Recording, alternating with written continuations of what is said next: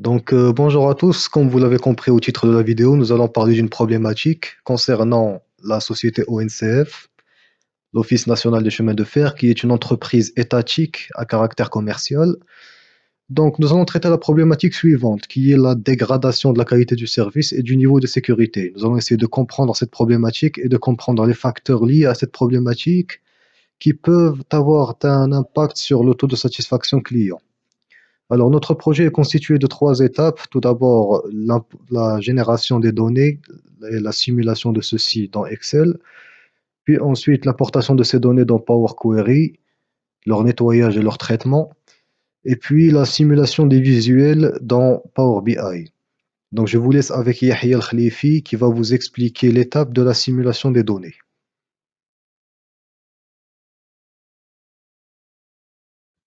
Ce fichier Excel constitue la base de données de notre projet Power BI. Il regroupe l'ensemble des informations nécessaires à analyser la performance de l'ONCF, notamment les données d'activité financière, ainsi c'est lié à la sécurité et à la satisfaction client.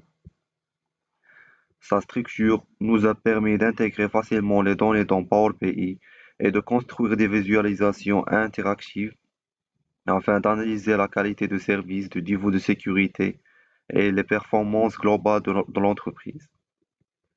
En commençant par le premier tableau, le tableau de base de données de l'ONCF contient les données principales des trajets, telles que les gares de départ, de l'arrivée, la durée du trajet et la satisfaction client. Il sert de base à l'analyse opérationnelle.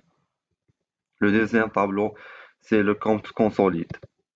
Il regroupe les données financières, notamment le chiffre d'affaires, afin d'analyser la performance économique de l'ONCF. Le tableau bilan actif consolide permet d'évaluer la situation financière de l'entreprise à travers la structure des actifs et des passifs. Tableau des activités présente l'évolution du nombre de voyageurs, de transport et de marchandises, ce qui permet d'évaluer la performance globale de l'activité ferroviaire. Les tableaux de sécurité et satisfaction client présentent des indicateurs liés au sentiment de sécurité au niveau de satisfaction des clients. Et enfin, le tableau sécurité et mesures regroupe les actions mises en place comme le renforcement de la police ferroviaire, les audits et les installations des caméras de surveillance. Pour la seconde étape, nous avons procédé à l'importation, au nettoyage et à la répartition des données.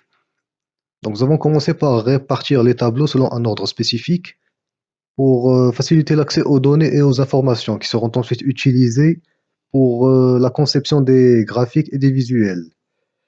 Après cela, nous avons modifié le format de quelques colonnes afin de mieux répartir les données et les chiffres. Et bien sûr, nous avons supprimé les doublons et les erreurs et nous avons ajouté des filtres pour améliorer la répartition. Et enfin, pour la troisième étape, nous avons utilisé ces mêmes données pour la conception des visuels que vous voyez là. La colonne qu'il y a dans la base de données concernant le taux de satisfaction des clients a été utilisée pour former cette jauge qui normalement devrait représenter la moyenne générale des satisfactions clients. Ensuite, nous avons les contraintes et les mesures, basées tout simplement sur les tableaux de sécurité et les tableaux de mesure et surveillance. Ensuite, nous avons mis en place les indicateurs d'activité qui sont bien sûr basés sur des chiffres réels et qui représentent le développement de l'entreprise, sa croissance et aussi son niveau d'activité entre 2021 et 2024.